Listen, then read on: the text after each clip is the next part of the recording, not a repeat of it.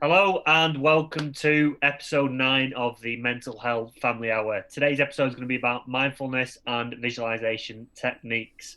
Thank you once again for joining us. I cannot believe we are on episode 9. So please do remember that this is our second to last episode of the series.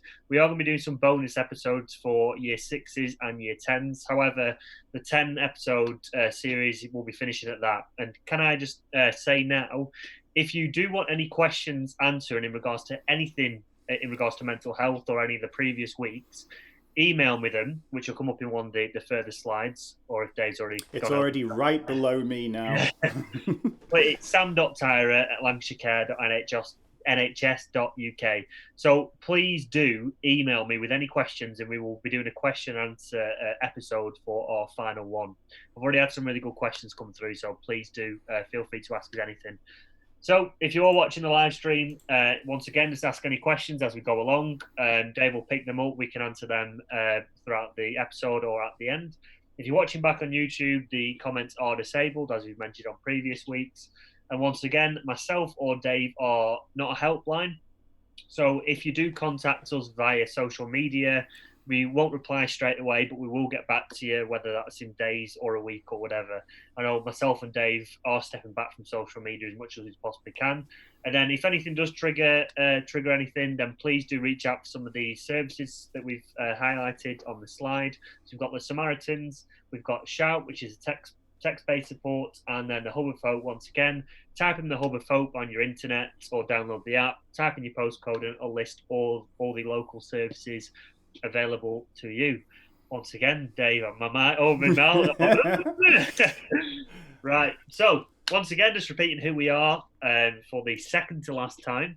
So, my name is Sam Tyrer. I'm the founder of a service called Change Talks. For the last 3 years, I've delivered education throughout Lancashire and South Cumbria with the main aim to prevent mental health problems.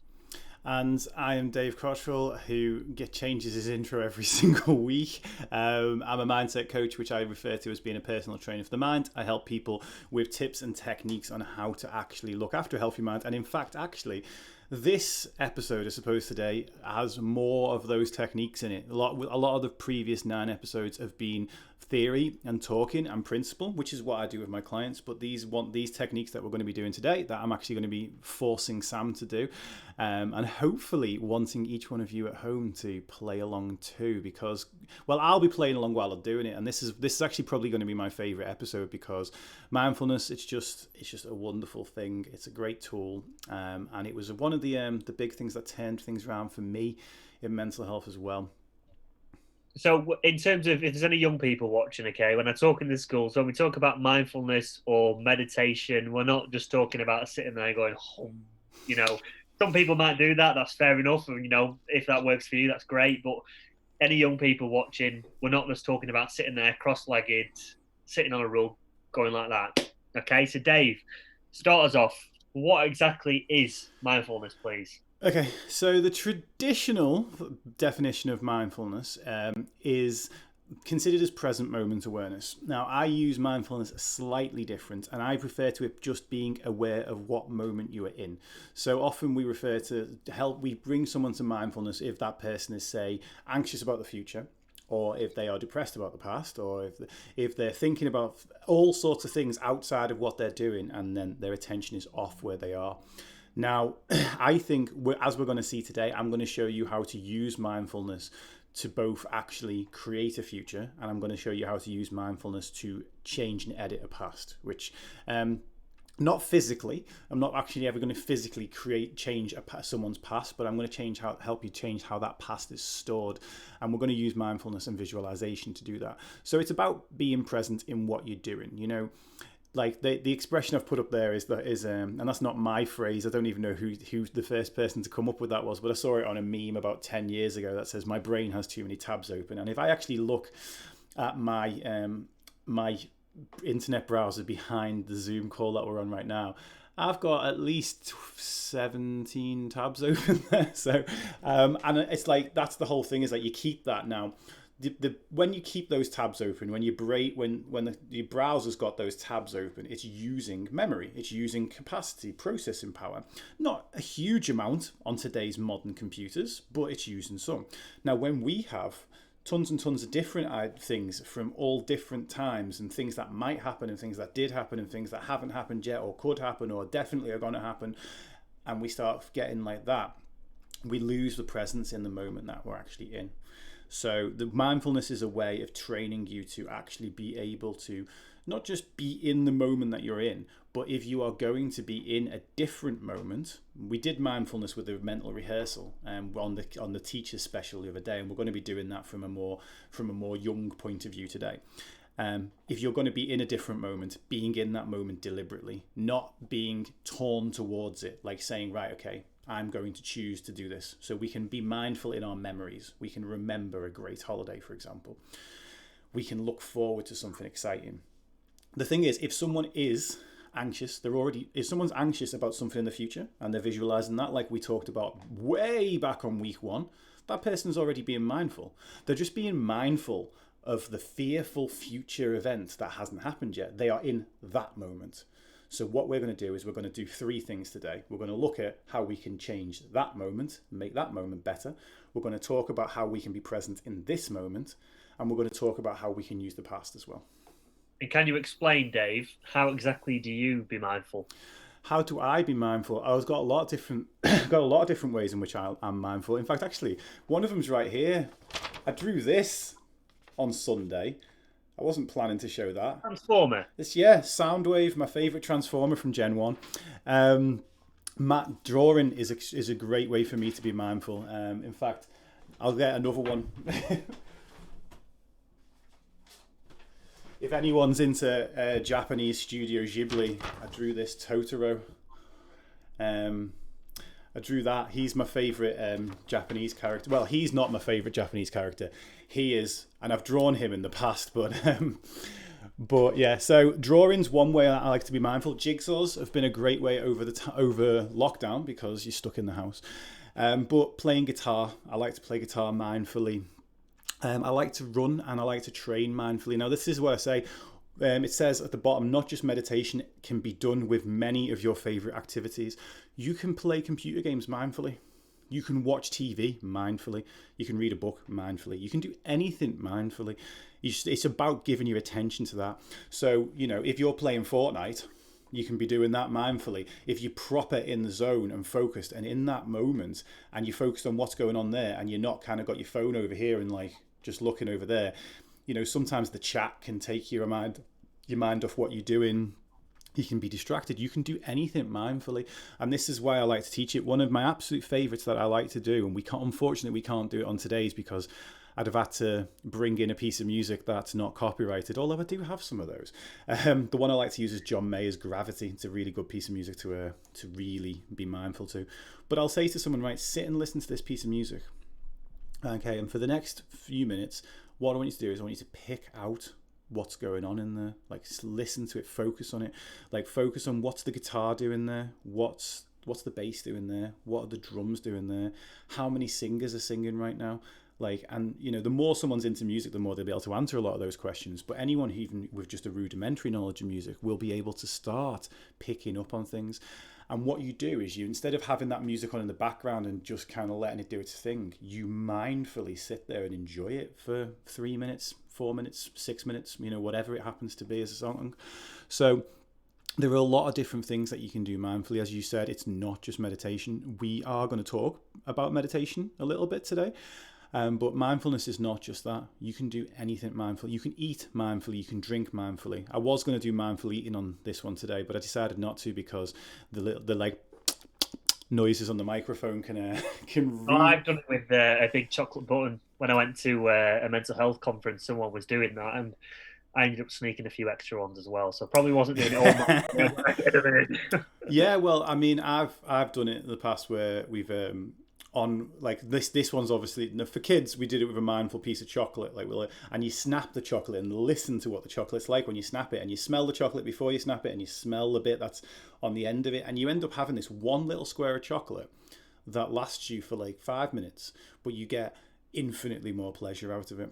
And it's like, for the adults, it's like, if you ever see people who get really into wine and they're like, I'm going to do this with my coffee mug because there's nothing in my coffee mug. It's like, they're like, bit of oak. yes, and oh my God, that actually smells of coffee. So that's really nice, actually. But they get the nose right in theirs.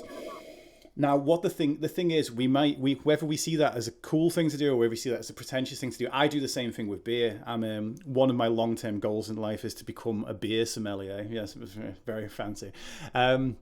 But I do the same with beer, and I will really get involved in the smell of it. You know, you're holding it up, looking at the color of it, all of that stuff, and as well as it might just be look like to the outside to anyone who's never tried that as being pretentious, and I'm very aware of how I might look while I'm doing it, but I get so much more enjoyment out of that. So now when I drink now, I'll drink 1 or 2 beers, but I'll drink 1 or 2 beers to extreme levels of enjoyment because I'm really enjoying the flavors, the textures, the smells. And then I won't drink for the sake of getting drunk anymore. It's a very different reason. So it's the same with food. When we talked about eating disorders the other week, if someone can go from a person who binges gets about this much enjoyment out of that binge. A person who eats mindfully gets this much enjoyment, a huge amount of enjoyment out of one piece of food. And it was one of the techniques that I learned in coping with my own eating disorder. Is I sat and ate about half of a protein bar. Now I can inhale a protein bar, like I'm like an orca whale, like get all the krill. But I sat there and ate half a protein bar outside the gym for about half an hour one day, and it's nice. It really does. It gives you so much more enjoyment, and that's one of the things I suppose that we've lost in this age. We are in a position in the world where we have more than we've ever had before, but we appreciate probably less than we've ever appreciated before. Mindfulness very much teaches appreciation. What do you advise someone that is really struggling to become more mindful?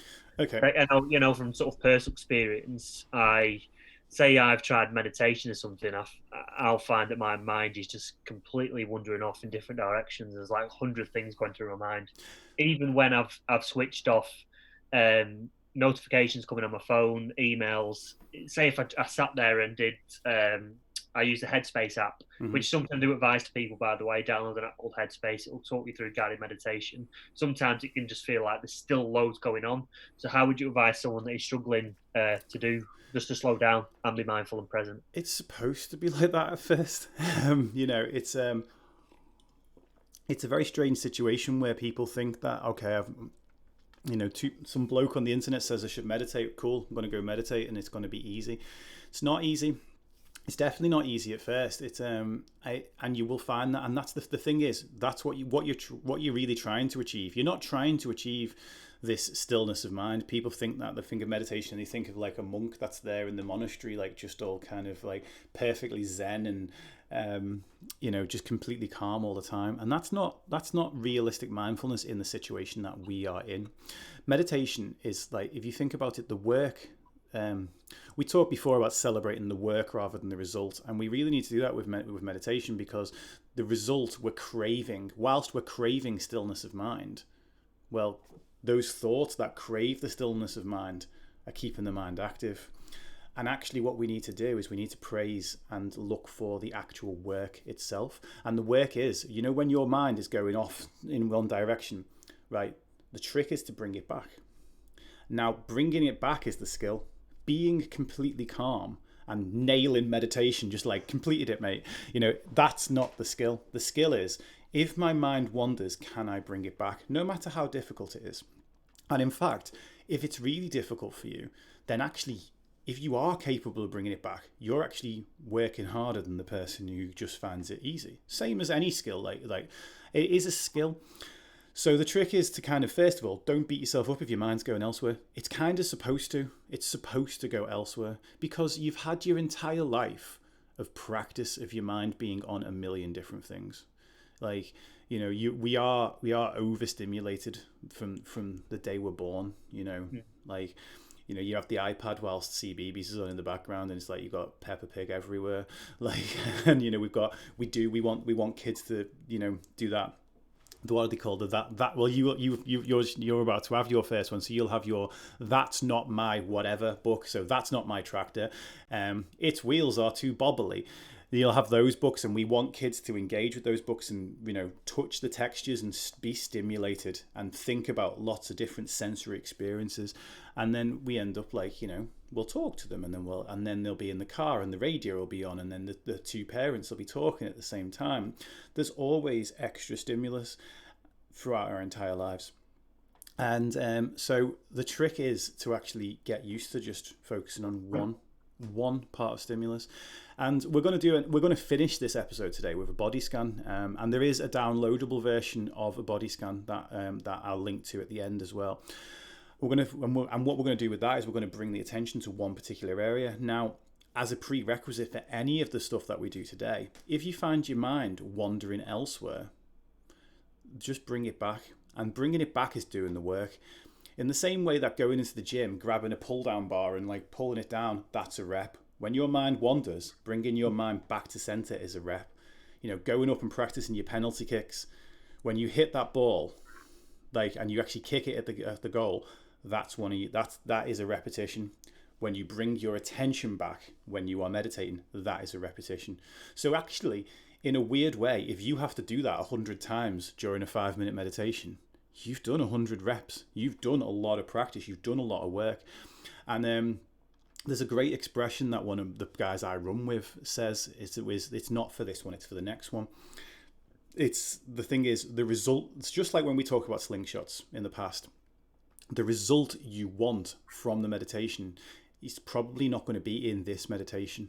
But if you continue the next time around, you might find that your mind only wanders 80 times. And you might find that when you do notice it, you're quicker at bringing it back. Rather than leaving it wandering for 30 seconds or a minute or 10 minutes, you notice it and it's like, okay, bring it back. Just bring it back. And that's the practice, because what that then does is that becomes something that you're able to do when you're not meditating. And that's where you want it to be. You want it to be something like, you know, if you looked at a sprinter or a runner, if that person needed to run to catch the bus, or, you know, needed to run after the postman if the Amazon parcel needed signing for and they've just missed it, whatever, like, you know, if that person needed to run, they would fall into the quality of their training, and then that would work in real life. If someone who's played the guitar a lot of time, spent a lot of time playing the guitar, hadn't played for ages but was asked to play a song or a gig or whatever, they'd have that muscle memory. They might not be as fresh as they were, but when they were practicing lots, but it would be there and they would fall back to that. And that's the same with meditation. Is like a meditative mind, I suppose would be the word. A mind that is good at doing this, either closing all the other tabs or just going, okay, I'm not on that tab's there. It's got a notification come up. Okay, bring it back to center. Bring it back to center. What am I doing? That mind from meditation then translates into, okay, I'm doing my studying. Oh, but there's a text there. No, I'm doing my studying. The same with, you know, same with work. And this is the thing is, the reason we want kids to kind of learn this stuff is because, you know, when it comes to a work environment, it's not, you know, we have to stay focused on that thing. And if for our entire life, there's a thing on this first slide that says multitasking and why it's a lie. Multitasking genuinely is a lie. If anything was to distract me and Sam during these sessions, we both put our phones on Do Not Disturb while we're doing these, because if anything was to distract us during these sessions, you'd notice it. It might only be a little tiny thing back to the, you know, and then the attention will come back. But you ever get those things in a conversation where you'll get a notification on your phone or in your watch, which is kind of even worse, and then you'll be like, what was I saying? And you'll lose your train of thought, and then maybe you'll get it back. Every single time we switch from one thing to another, like that, we do lose a little bit of time. We lose a little bit of focus and a little bit of attention. Actually, I wasn't even planning to talk about this, but just one trick I used to do this when I was writing. If I knew I was going to take a break, I used to like a long time ago when I was writing, I'd have to finish the paragraph I was on. And then what had happened is when I went back to it, I'd be like, what was I talking about again? And the whole paragraph would be there. And because I needed like I needed the paragraph to be finished and there was a full stop and then I'm on a fresh paragraph for next time. I actually found eventually that doesn't work for me, because one of the things I now do when I'm writing is I'm like, right, okay, whilst my train of thought's there and I'm on point with it, I'll write the first half of the next sentence and I'll leave half a sentence there. And as soon as I then sit back down, the thought I was having before is already half in front of me, and that lets me get back into writing so quickly. I don't know how I stumbled across that, because there was honestly a point where I was like, there's no way I can just put half a sentence on there. It needs to be finished. Like, no matter how much like my wife was calling me or the kids needed me, I'm like, I just need to finish this paragraph. But yeah, that works really well for me. That's just a side note. And also, so in terms of meditation, for example, quite frequently you may hear someone go, I've not got time to meditate, or I've not got time to, do some drawing or colouring or whatever. So how do you respond to that? Oh, I'm glad you asked this question, because again, I wasn't even thinking about talking about this today. Okay. You and I talked off camera before we came on here, and we said we're both really exhausted right now, okay? We're both kind of, the last 12 weeks have kind of taken their toll on both of us. And, you and I, we do a lot of stuff mentally, and we also do a lot of stuff physically, because we're a pair of athletes. To call myself an athlete compared to you seems ridiculous. But remember, it's not about comparison, people. But we're always pushing ourselves. And I kind of, this and my podcast are literally the only two pieces of public work I'm doing this week. I'm doing one-to-ones with clients, and that's it, because I need to take some time back. And what I talked about on the podcast this week talks about that. And it talks about burnout, particularly for an empathetic person, which a lot of the teachers watching this will be a really empathetic person. They'll be a very caring person. And a lot of the kids too, they'll be the type of person that likes to do things for their mates, likes to do things for their teacher, likes to do things for other people. That's all fantastic when you're all the way up here and you're operating at full capacity. We love it. We love people asking us to do things, because it makes us feel valued, makes us feel like we have a purpose, makes us feel effective when we can do things for other people. But what eventually happens is those things chip away at us. And when we're not doing things for ourselves, we're not replenishing. Now, we don't notice it when we go from 95% to 94% or 94% to 90%, but we do notice it when we get to like 30% and we wake up one morning and go, just feel exhausted. So it's like, I don't know what I've got. Now, that type of person will often then say to, if they reach out for help, they'll say to someone else, I'm really struggling, I'm having all this. And they'll probably get the following response. What do you mean you're struggling? You're the one who's always helping everybody else. How can you have low energy? That's like driving your car around for all day, and then at the end of it, like looking at it and going, why have you got no petrol? I've been driving you around all day. That's like playing your Xbox for an entire day and wondering why the batteries in your pad have run out at the end of the day. It's ridiculous. It doesn't make any sense. But people say that to the type of person that is always there giving to other people.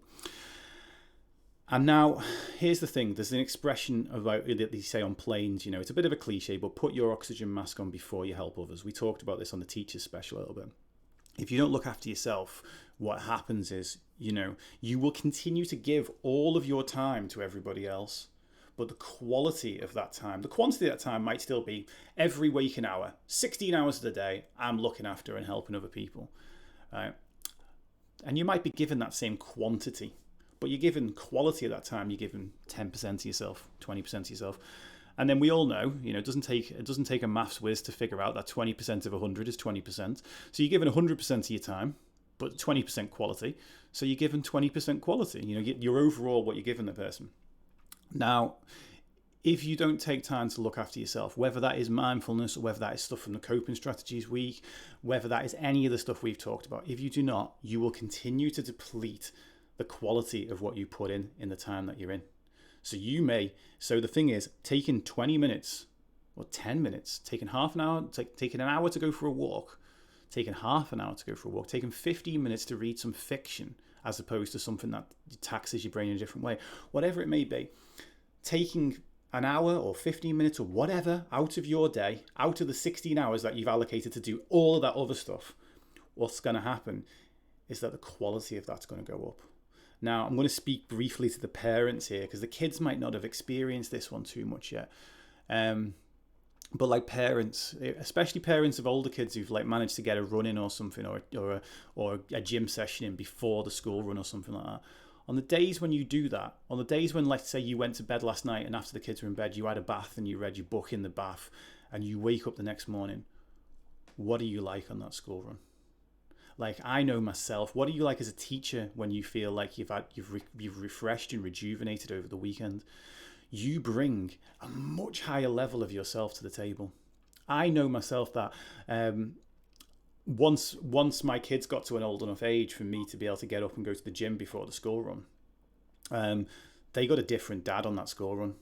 Like I was, because I'd been and I'd scratched my own itch and I'd looked after my own needs, and that's taken a lot of time to again find the balance for during the last 12 weeks, because it's, you know, the kids are obviously here all the time, and they want to do things whilst I'm working and so on and so forth, and it's been hard, like, because normally I'd find that time whilst they're in school, and so it's been harder to find that balance again. But if we find that balance, if we look after ourselves, then we turn up as a better version of us. I know that on those mornings, my kids are having laughing, joking dad in the morning, like, you know, doing silly voices and putting accents on and creating characters in the car, and they're getting after that. I'm dropping them off. They go to different schools, so I drop one at the school at the bus stop, and the other one walks from there.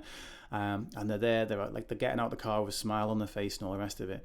Whereas if I kind of just like hit snooze a million times on the alarm, haven't put myself, you know, I've sat up late that night before, like looking at arguments on Twitter, because everyone loves reading an argument on Twitter, don't we? It's like, I don't know why, but we do. There's the worst boomerang in the world. You're getting the hangover whilst you're still having the drink. It's bizarre. And, you know, you've gone to bed feeling exhausted, you've stayed up late, you wake up in the morning, and then, you know, the first thing you do in the morning is you check the phone again, you maybe get triggered by something that's on there. And then, you know, the next thing you know is one of the kids is running a little bit late, or they forget their bag. And like when you're trying to get out the door, and maybe you're running a little bit behind, and you end up shouting at the kids and all the rest of that.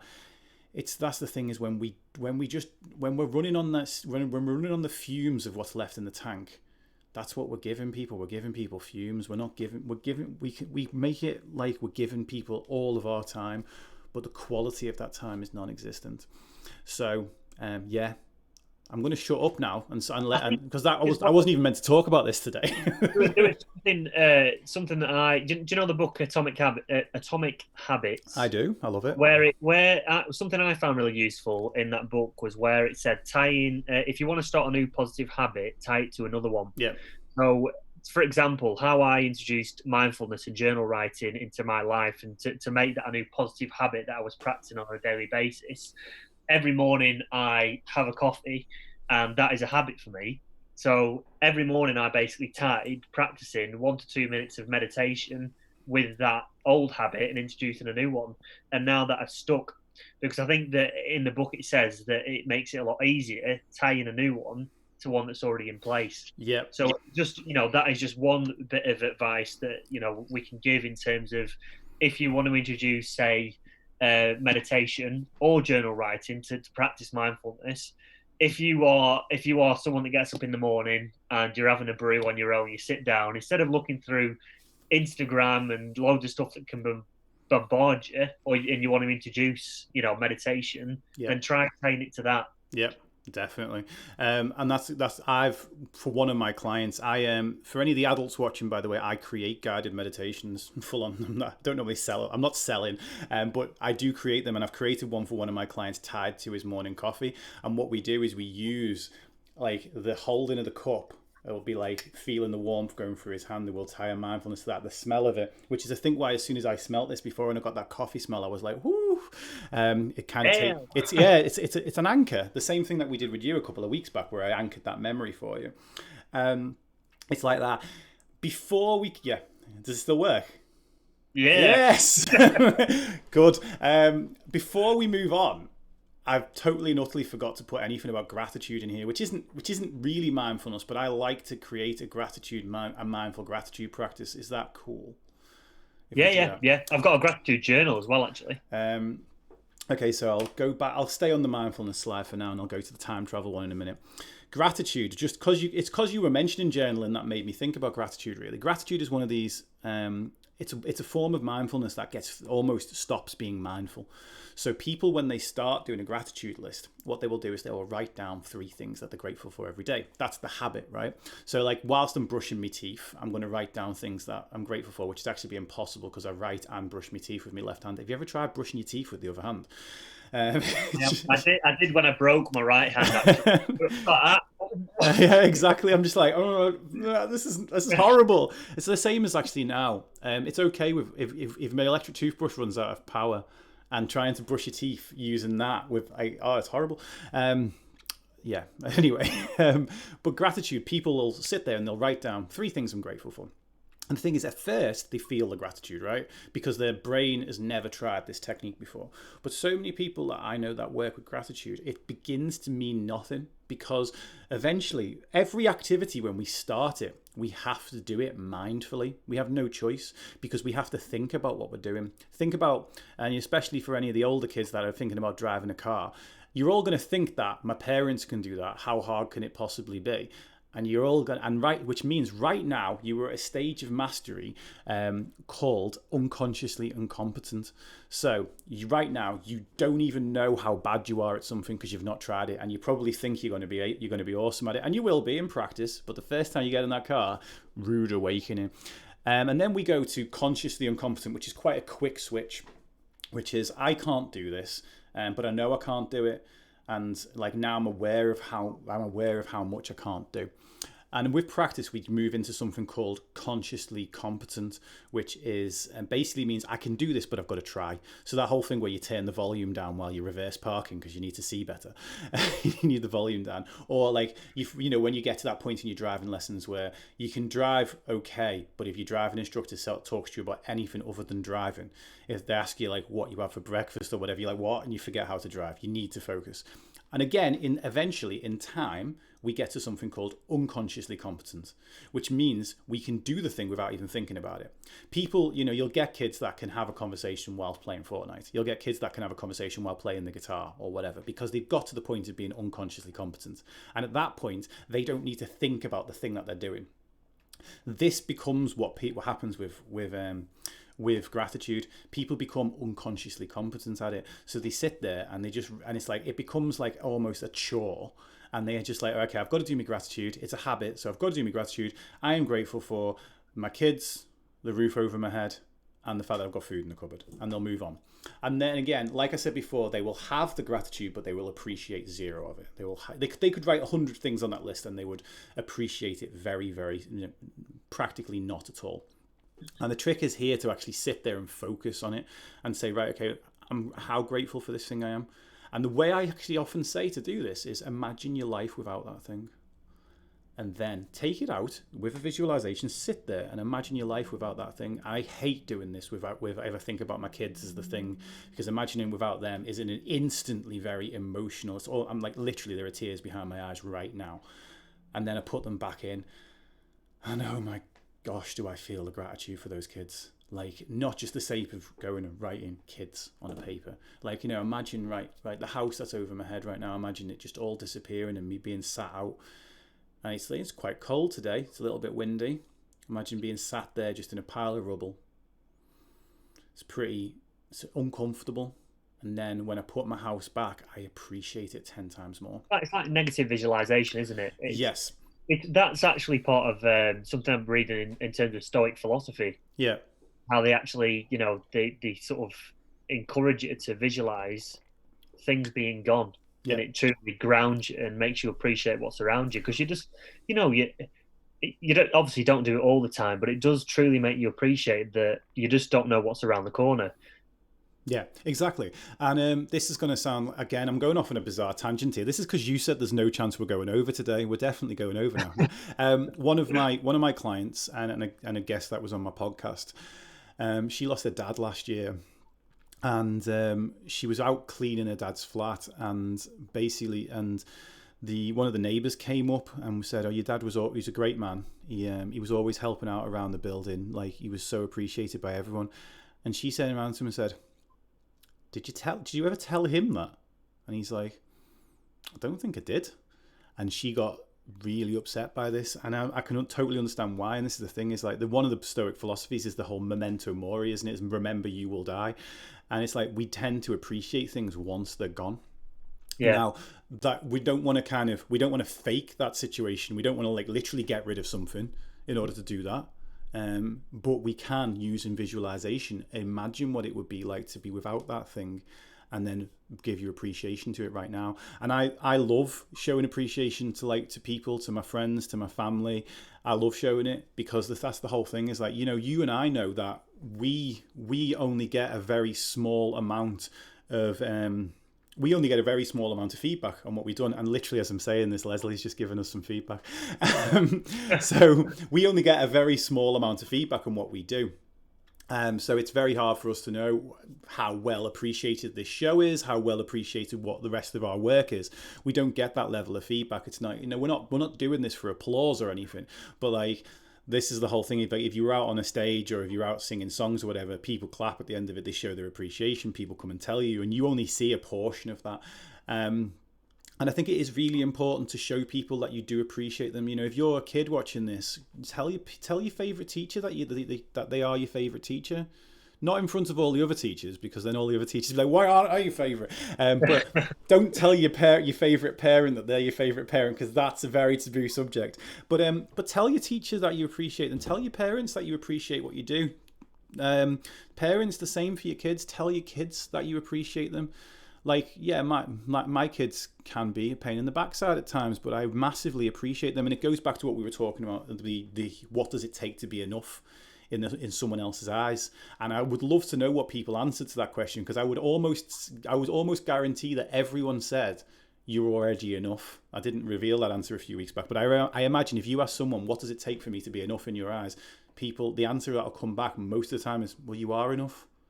You are good enough. You're just good enough as you are. And if in light of not hearing that very often, we assume, or not hearing it ever, some people go through their entire life without being ever told that they are enough, just as they are by a parent or by a loved one. So what do we assume? We assume the opposite. So yeah, be grateful of things and tell the people. You don't have to go around and tell your Xbox that you're grateful of it. I'm grateful of my 30,000 gamer score. But the people that you are grateful of in your life, let them know. And just express that gratitude to them as well. I'm grateful for you, Dave. I'm extremely grateful for you, Sam. I love you to bits. It makes you feel good as well, doesn't it? Yeah. And I think as well, if you want to get more from your sort of staff, if you show appreciation to your staff, they are likely to work harder for you as well. Definitely. Mm-hmm. Right. Anyway, on with the actual show. Yeah. So, Dave, how to time travel? Brackets. Sort of. Yeah. Okay. Right. Okay. So what we're going to do? Our memories aren't. I'll read the slides on this, and I'll get straight into the technique on this. If anyone wants to, because you can watch this back on YouTube. If you want to play along while we're doing it now, or if you want to just watch and see the technique in action, I would say watch this section back and do the opposite. So if you play along now, watch it back and listen to how I do this with Sam, because this is one of the few techniques that I have that I can teach one of my clients to be able to do as well as I do in about 5 minutes. It's a very, very, very easy but very simple technique, but it's extremely powerful. There will be maybe 1 in 25 of you that maybe can't do it because you're unable to visualize. But let's test whether you're unable to if you're unable to visualize. Whatever you do not think about a pink baboon riding a skateboard. Did you get one? I did. I told you not to think about that, Sam. You're so naughty. Okay, so if I actually was looking at you trying to turn you into a pink baboon. You know what? I'm proud of myself because it didn't say purple. The other colours are available. So yeah, if when I said don't think about that, if I said don't think about an elephant standing on an ostrich, if you can't visualize, if those weird things don't come to your head, then chances are you might not be able to visualize. But the vast majority of people can visualize. So what we're going to do here is like this. This is what I said earlier, that with mindfulness, you can be mindful in a different moment. It doesn't necessarily have to be the one that you're in. And we have 3 things that we can change in regards to moments. And this is like putting Instagram filters on things. So our memories aren't exactly distortions, right? So when a computer, when it plays back a file, it plays it back exactly as it recorded it. But when we play back a memory, details get changed, or things get scarier. Now, if you imagine, like, say, a horror film, if you imagine a horror film in a ginormous, like, 3D dome cinema type thing, loud surround sound and all the rest of it going on, it's really, really scary, right? Now, if you're scared watching a horror movie, what do you do? Sometimes you peek behind your eyes like that and kind of do that, but so you can't see it. And other times you pause it. You'll just pause it and take a breather. No one's ever told us, but we can do that with this.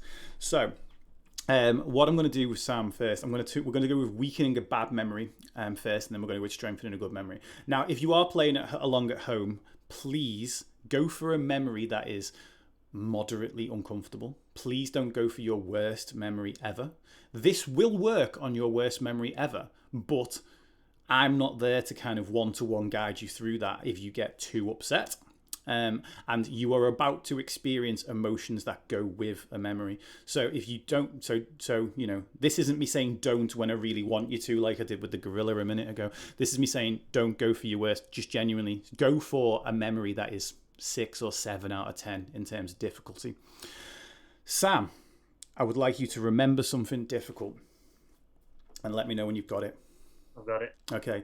What I would like you to do is I would like you to see what you saw at the time like it's a video, like you're seeing it through your own eyes as if it's happening, right?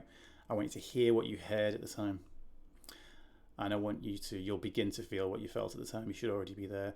Now, if I'm looking somewhere weird, it's because I'm looking at Sam's face on the camera right now. I'm not going to look at my camera for a little bit because I just want to see Sam's reaction to this. Okay, does that feel uncomfortable? Does it feel kind of whatever emotion you were feeling then? Okay, the first thing I want you to do is I want you to pause it. Should take some of the intensity out. Yeah? Okay. Yeah. Okay, now with the colour, switch it to black and white. Okay. What's that done with the intensity? Dampened it. Okay, now imagine it like an old Polaroid picture, you know, with the frame around it. Like it's small. You can hold it in the hand. It's like that big. Okay, what's that done to the intensity? Well, to be honest with you, I'm just picturing ripping it up.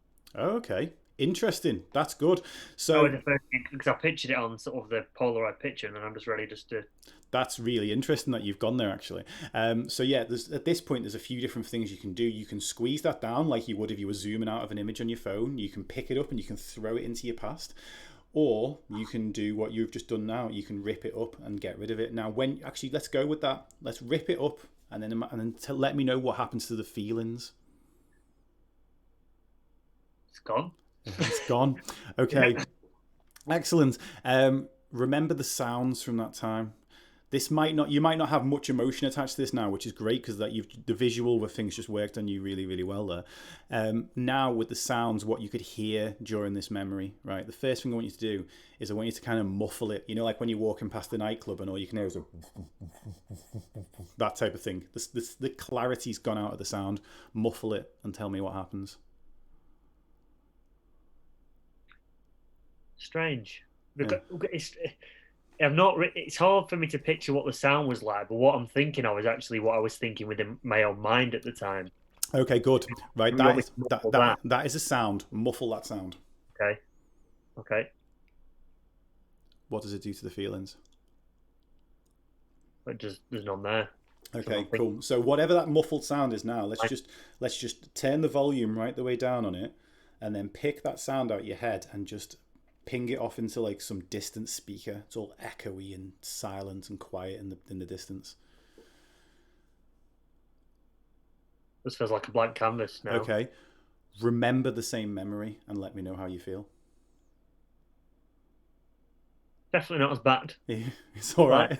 Yeah. So what we've just done there is we've worked with the fact that that's a distortion, and we've changed the way that your mind does it, like that your mind holds it. Now, we're going to go into the strengthening a good memory now. If you if you want to actually play along with that at home and you want to do that yourself, the things that you want to do is you want to make the picture as small and as obscure and black and white and paused and as unrelatable as possible. Like, there's a very big difference between watching like that horror movie on that giant big screen and it's a tiny little TV in the corner that you can barely see the detail on. It's very, very different. Same with sound. It's like things that are loud are generally, if you're scared by a memory or you're fearful or upset by a memory, louder sounds are going to make that more intense. And the third thing that we didn't even get to, because Sam handled with the visualization so well, but some of you might need to get to the feelings. If you remember something from your past and there is a feeling. In fact, actually, Sam, remember a different memory for me. We're going to go with just feelings. Okay, see what you saw. Hear what you heard, and then let yourself feel what you felt. And then the feeling. When you've got the feeling, describe it to me. Where is it in your body? Here, chest, heart. Yeah, okay. What the deep one this? Oh, you've gone with a harder one. Oh, I might have to go to the visuals on this then. But we'll try it from there. Okay, so what does it feel like in your heart? Like it's ripping open. Okay, so what I want you to do is I want you to visualize your heart right now, and I want you to visualize two caring hands around that heart, bringing it together. And then it's together, and it's holding it, and it's beating smooth, solid, and even. And calm. It's strong.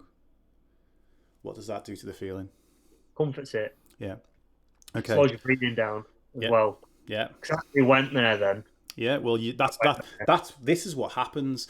People do go there, and the thing is, like we talked about in the week where we did the anchor and where we did anxiety. Anxiety, if you've got an anxious form of memory and it comes into now, it can make you feel like it. It can make you relive it. This works on PTSD, but again, it's not something that if you've got PTSD, please do not do this on your own. If you want to speak to me, I actually do an hour for free.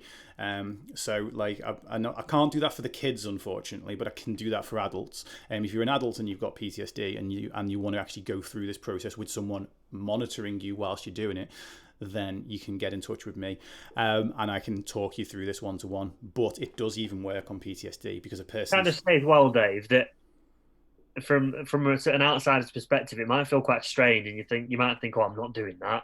Yeah. It does actually have a big impact. I was very reluctant to do anything like this. I'd be thinking, "Oh, I'm not bothering with that," but bear with it, and it does make a huge difference. Yeah, and can I also just say that I didn't tell Sam that I was going to do any of this to him this morning, so he is completely and utterly unprepared for this. So he had no chance to prepare a response or anything like that. I just said to him, we're doing mindfulness and get on with it. Okay, let's go to strengthening a good memory. Get yourself a good memory. I did this to you a few weeks back anyway, but let's do it now. And I want people to pay attention to what we're doing. So, got a good memory? Yeah. Okay. Oh, it's a really good one. Look at his face. So I was watching a video on it the other day as well, so it's all fresh in my mind. Oh, is it your wedding? No, I hope the best. No, I wasn't thinking of that actually. That's what I've got. I've got my wedding on. Oh, there we go. I've got my wedding on that anchor. I was thinking about finishing the Ironman. Right, after putting so much effort into something, reaping the reward at the end of it. That finish line with all my family there was good. Yeah. Nice feeling. Awesome. Okay, so you've got that memory. It automatically feels great. Such a big achievement as well. Such a big part of your life. And like basically, actually, Leslie has just said on this, because she can vouch for this too, that it makes a huge difference. Dave, you are brilliant. Thank you. Feedback. And I happen to know that I recently helped Leslie with one of these with a visualization. I'm not going to say on what, because confidentiality, but because she said it there, I'm just going to say it's important for me to say this because people will, like you say, sit there and go, that doesn't work. I did the exact same thing when I was learning it, but I went up and tried it out. So you've got that memory, right? I want you to turn the brightness up on it, like so it's super hyper when you're seeing it. I want you to see like your family there in super sharp high definition, like the smiles on their faces. If you can zoom in and you can see the emotion on their faces and you can see every little detail of how proud of you they are. I want you to turn the color up so it's just almost overly vibrant and almost cartoony, but still just believable. What's happening to your feelings? Going up. I feel Exactly. like I just want to go race now. Okay. Now do the same with the sound. So turn the sound right up. The roar of that crowd, huge, loud, all encompassing, completely all around you, like, "Rah!" Like everyone cheering, the applause, the sound of the announcer, Sam Tyrer, like all this, like reading out your number, all that stuff, super loud and massive. And now the feelings in your body, where are they? Everywhere. I thought they were already everywhere. Now just imagine that, like, let's go with like let's go back to my little superhero Goku over here. Let's imagine it like it's a field of energy just around you, like a big almost like fireball around you. Like it's not just in your body. That energy is passing out from you and it's passing out to the crowd. Look at him go. And it's like, and even you're energizing the people that are around you for doing this. Feels amazing, right? And you every time I'm about to race, we just do this little talk beforehand, and then I'll be like, yeah, Yeah, of course. Of course I will. Like this is why actually, if you look at the haka before the New Zealand All Blacks before I was about to say before a dance, before a rugby match. There's two reasons for the haka. One is to intimidate the opponents, and the second reason is to get the person into state and to get them into that emotional state who are like ready to go to war on the rugby field. So exactly, and that's the whole thing, is we can do this.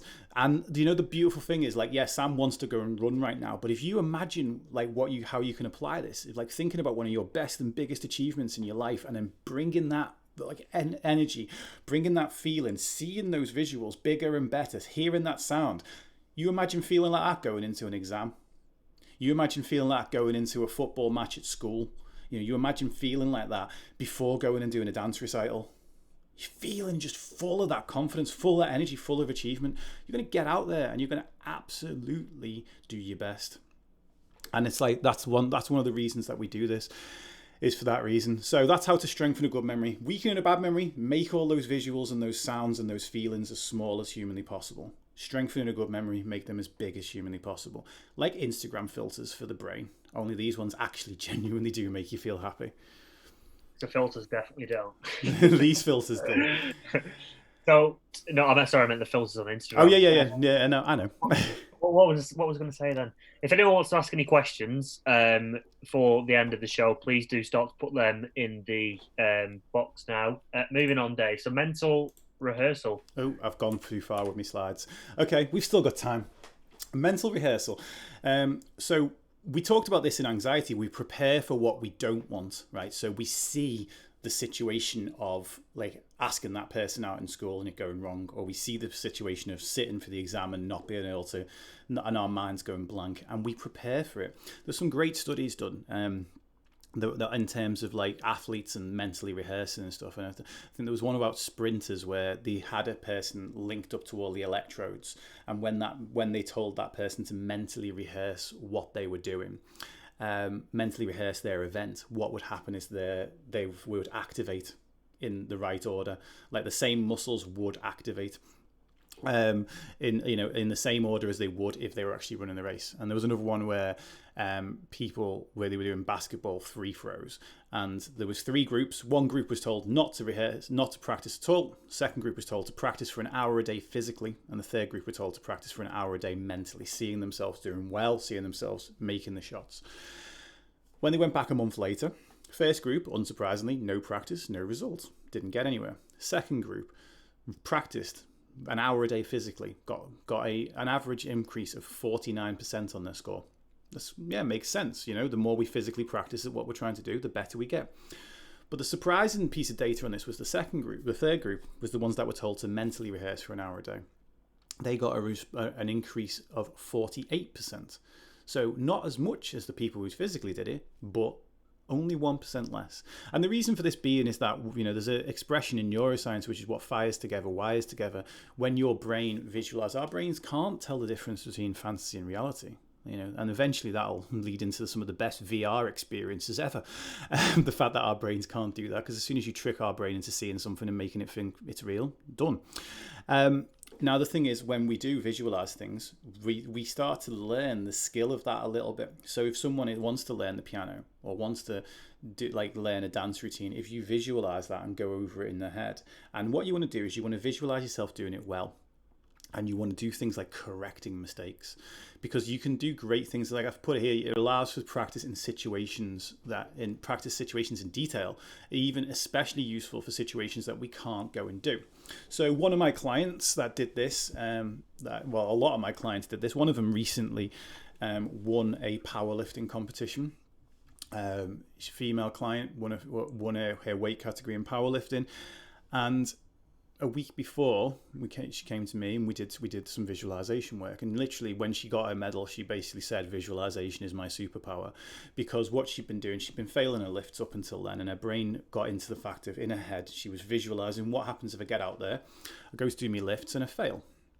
And what I did is I'm like, right, okay, we're going to work through different weights in your head, and we're going to actually every single time have you succeed, because often the reason someone fails at a lift is that they do something different. So if you were to kind of go out and hurt yourself on a run, it'd be probably because you ran differently than you normally do. Like, you know, you'll like, let's likely say if you stretch, you know, whether or not you should stretch before runs, it's like, well, if you've never stretched before, you actually, the first time you do, you put yourself at a bit more risk because your body's not used to running in that stretchy situation. So what happens is, person goes, I've never lifted this weight before. I've never been in front of these people before. This isn't the gym that I've practiced in. Same with an exam. Oh, this isn't, you know, I'm not used to being in this situation every single day. I'm used to being able to talk to my teacher. I'm used to being able to do this. What we do is we mentally rehearse for that situation she can't just ask the judges and all the crowd to just come round to the gym that she trains in. Like, your mind's like just sitting off and just like letting me practice this 1,000 times until I get it right. But she can do it up here. And what we can do is we can look at it through our own eyes, but we can also look at it from the side. And you can look at it, and I said to her, right, okay, visualize it. Visualize the lift that you failed. And she did that. And I'm like, what went wrong? Like, rewind it back, look at it, zoom out, look at it from the side. And this sounds like crazy, but as soon as you start actually trying these things, you'll see that you can. Like, I can imagine what I look like from over there right now. Yeah, and I can see how I'm sitting. Actually, I'm slouching a little bit. So I'm like, right, okay, what went wrong? Slow it down, watch it in slow motion. What went wrong? And what she was saying, she's like, oh, well, I shot my hips too early, or she'll figure out what went wrong with her lift. I'm like, right, rewind it back to before that moment. Now play it forward, but you're doing it well. And she hit the lift. And then she basically took that in and into the actual thing itself, into the actual competition, and she hit all of her lifts. Now, we can do this with, like, if we sit there and think, right, okay, if I'd have left her in what went wrong in her head, every time she practiced that lift, she'd be practicing it going wrong. And then that same thing that went wrong in the visualization would go wrong on the stage. And that's the thing, is like with this, if we sit there and think, I'm going to panic, as soon as we get in that exam hall, panic's right there. It's right with us. So instead, what we want to do is we want to sit there and we want to practice ourselves doing it well. And if you're feeling strong enough, practice it going wrong and then fix it. So, like, you know, I'll practice, okay, what have I got to do? The same as, again, we don't want to focus on what we don't want. Like, if you always make the same mistake when you're playing the guitar, and you say to yourself, I don't want to make that mistake, all your brain's thinking of is replaying the mistake. When it's replaying the mistake, it's practicing the mistake. So your fingers are actually learning to go to the wrong position on the fretboard. Same with, like, oh, I don't want to miss the ball. I don't want to kick, like when I'm trying to kick the ball, or I don't want to miss that turn in my dance. It's like when you see yourself missing the turn in your dance over and over again, what you need to do is you need to go back and correct it. It's like, okay. And you can slow it down. You can play it in slow motion, and you can watch every little subtle detail of it. I've never done any ballet in my entire life, obviously. Maybe not, obviously. Maybe I look like a ballerina. But I've never done any. But now, very, very bizarre visualization of me in a tutu, up on my tiptoes, doing that and noticing where my knees are and noticing, like, what's causing the turn and where the foot should go out. And you can do all that in super slow motion. You can't slow things down like that in real life. You know, I remember learning to play the drums, and you can slow that down to doom, doom, doom, doom, doom. You can slow it down to that. You can slow it down infinitely. But if you're doing something that requires a physical movement, like a spinning hook kick in, like, taekwondo or something, you can't slow that down too much. Otherwise, you've not got enough momentum to get around it. So, but you can up here. So this is the idea, is what I want you to do, if you want to play along with this again, is to sit there and practice something that you want to do. It can be a job interview for adults, it can be an exam, and sit there and say, how do I want to be in that situation? Like, what do I want to sit like? How do I want my brain to be? What do I want it to be clear? I want it to be confident. I want it to be calm. I want the answers to kind of come easily. I want those sorts of things. So you can use that for that. I'd say, Dave, now that you've visualized being a ballerina in a tutu doing a spin, I think we should witness you trying this. No. I've not got a tutu in my size. No, I'm only kidding. I'll tie me hoodie around my waist. It's all right. So, last but not least, Dave, the guided body scan. Okay, so again, if you need to leave now because 11 o'clock is the official cutoff, please come back and watch this on the YouTube video. For anyone else who can actually stay, prepare to be chilled out. So I am really, and Leslie's just commented saying that she read it in a book called Cybernetics by Maxwell Maltz. Yeah, we've brought that one up. That's come up in the show before. Try it on 10-pin bowling if you think it won't work. And then she says, I will shut up. Now, don't shut up. We like comments. We love interaction. We love hearing from you every week as well. So we're going to go on to the guided body scan. And again, you can get a recording of this, not this exact one because I'm not recording it right now. Well, actually, I am for this, but there is already a recording of this. It is one of my most downloaded episodes, and you can get it on Spotify. You can get it on iTunes, and you can also get it on I don't know, what's the other one? Android. There we go. Podbean. You can get it on any phone /web browser /whatever. And it's a guided body scan meditation. Now, there's two different types of guided body scan meditation. And there's actually a few more than two, but the one I combine two in what I do. So what we're going to do is we're going to bring our attention. I'll talk you through it briefly, and then I'm going to actually literally guide Sam through it, and I'm probably going to chill out when I do it as well. You're going to go from the feet up your body, working your way to the top of your head, just noticing. This is just being mindful. We're not trying to change or impact anything. So this is just noticing on the way up. Then on the way down, we are going to do what we can to you know what? I'm going to go with the super duper level upgraded one today. Actually, what we're going to do is we're going to manipulate the feelings in that area today, and how we're going to do that with the super duper upgraded one. This is actually slightly better than the one, than the one on the podcast. What we're going to do in that point is we're going to bring deliberate tension, not just attention, tension to the area. So like we talked about before with the comparison of gratitude, we took the thing away and then we brought the thing back and we felt the gratitude more. With this, we're going to increase the tension in an area of your body, and then we're going to release the tension in the area of your body. And then what that's going to do is it's going to make us notice the comparison more, which is going to make us appreciate it more. So, Samuel, are you ready? I am. Okay, I'm not. I hope I don't fall asleep. Okay. Right. Cool. So, I'm going to go into my meditation voice. It's a little bit creepy. The first thing I want you to do is you're going to start off by taking 3 deep breaths. And on each breath, we're just going to kind of notice, just start to check in with the body. So, first breath in, nice and deep, and out. On that first breath, just noticing how you feel, just all over, nowhere specific, just how you currently feel and sat in the chair. Second breath,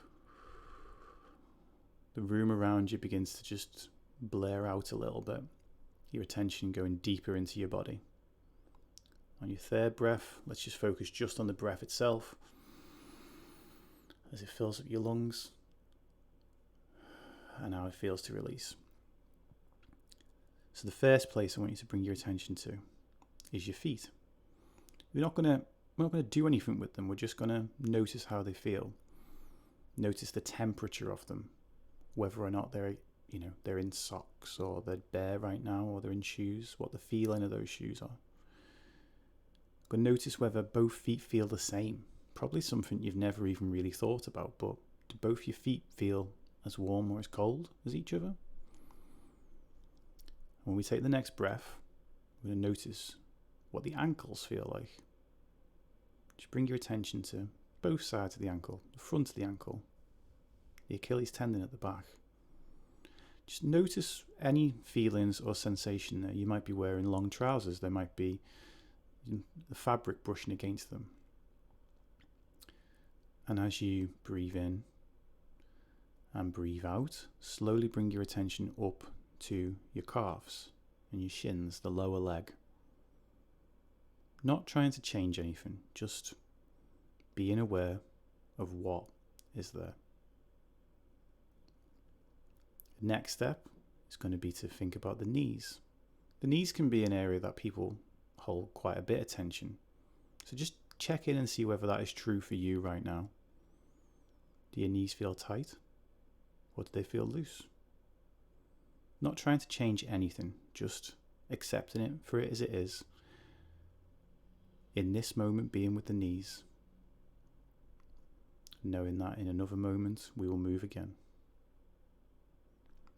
And as we do, and we breathe, and we move to the thighs, the front of the thigh, the back of the thigh. If you're sat in a chair, you might feel the pressure of the chair against those thighs. You might want to check in and think if you're sat more to one side than the other. Don't change what's there, just stay as it is, but just notice. Is there more weight on your left leg or the right? And then we move up into the glutes and the hips. Notice the angle that those hips are at. If you sat down or lying down, it'll be a very different angle. If you stood up, it'll be this open angle. And then from there, into the lower back. Again, another area where quite often we experience tightness, hold a lot of tension. Just be aware of what's there. We're not trying to change anything right now. And we come back round from the lower back into the stomach. Can have a lot of sensations here. Could be hungry, could be nervous, could have just finished breakfast and feeling that digestion happen. Whilst you're at the stomach, just take another deep breath in, but let this breath come all the way down into the diaphragm. And just notice how that feels. As we move up from there, move to your heart, your chest, the feelings that are there.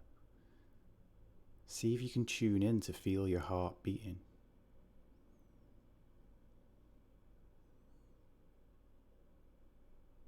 Then we want to move around into the back, the upper back. Just again noticing the feeling. Where are your shoulder blades? Are they open? Are they back? Is one sitting higher than the other? And come up into your upper back, your neck, just at the base of the neck. This can be one of probably the biggest areas that a lot of us hold that tension. Just check in now and see if that's true for you. Before we go to the head, we're just going to begin to move down the arms. So let's go into the shoulders. Notice how they're sitting again. We're talking about the shoulder muscles themselves now, not the shoulder blades, but the caps, the side, the top of the arm. And from there, we move into the upper arm, the bicep, the tricep. Just bringing attention to anything that's there. And then we move into the elbows, into the forearms, and then from the forearms into the hands. Again, not changing anything, but just notice how you're holding your hands right now. Are you clenching your fists? Are your palms open? Up? Down? Are they both even? Is there any clamminess in the palm, or are they quite cool? Any tension between the fingers? We're going back up the arms now and arriving at the neck. How does your head feel resting on that neck? Does it feel heavy? Does it feel light? Is it sitting to one side or is it straight down the middle? And bring the attention into the head now. And we're going to go with the head in a little bit more detail because we've got so many different places in the head that can just bring those different feelings. Let's start with the jaw. How's the jaw? Is that tense right now? Your mouth, is it open? Is it clenched? Moving up to your nose. And then into your eyes. And that sort of space behind the eyes. Not quite the brain, but that space just there. Just notice any feelings that are there. Again, checking in whether it's different from one side to the other. And then we're going to go to the mind now. There's no easy answer to how a mind might be feeling. For every single one of you listening, that mind could be feeling slightly different or massively different. And that's okay. We're not trying to change anything right now. We are just checking in. And now that we've checked in with everywhere, we're going to go all the way back down. But this time, we're going to increase the tension first, then just let it go, relax, release. So we're going to start now with the mind. Bringing attention back to it, but just imagining that mind going slightly more chaotic.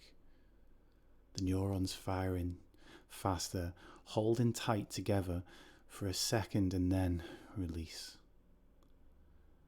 Your mind is now a clear crystal pool.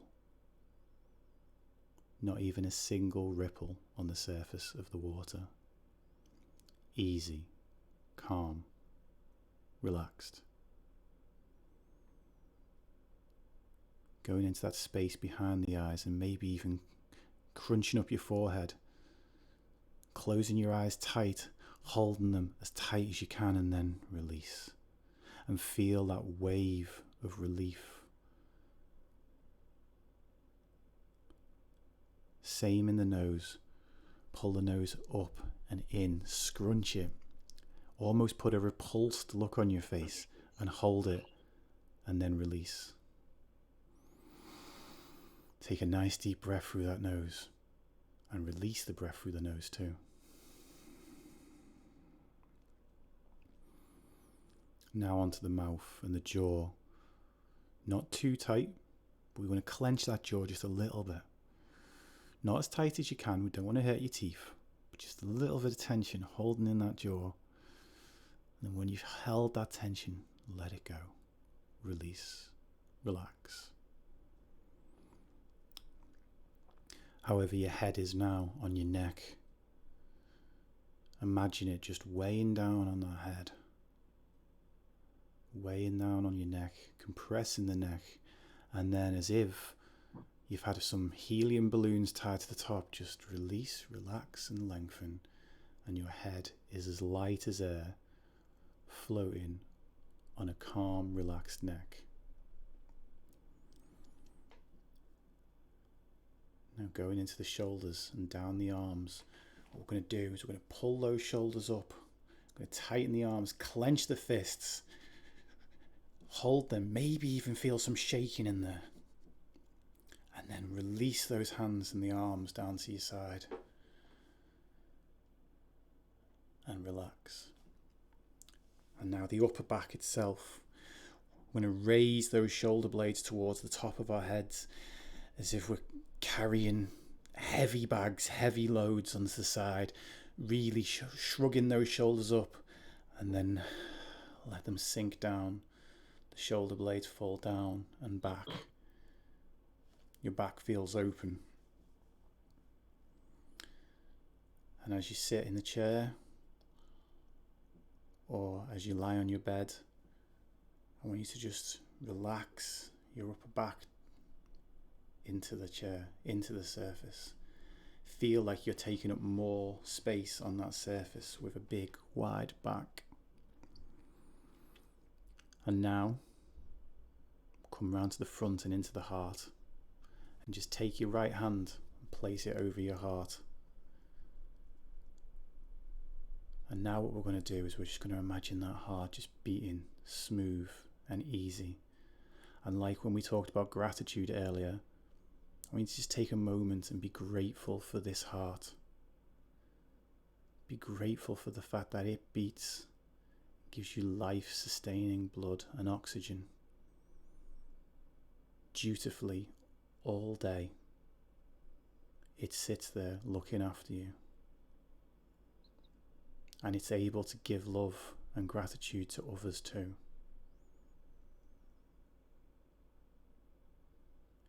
And while we're still at the chest, one more nice big breath and fill up those lungs. Feel that oxygen fill up your lungs. And then we're going to hold on to that breath for slightly longer and feel that breathing isn't just about breathing in. If we hold on to that breath for too long, it stops serving us too. And just like with so many other things in life, we need to let go. So we breathe out and we release. And coming down from there into the stomach. Again, we want to imagine this like that clear lake. Smooth, even, level.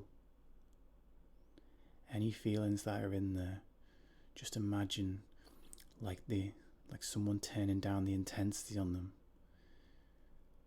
Like the ripples of that pond just moving to the edges until all you are left with is a smooth, even, glassy surface.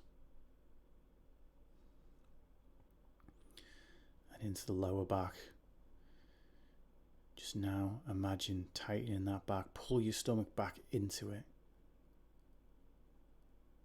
And then let it release.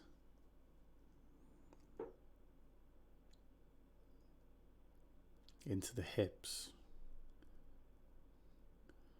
I want you to, as silly as it might sound, I want you to clench your bum cheeks. Tighten them. Feel that tension there. And then release.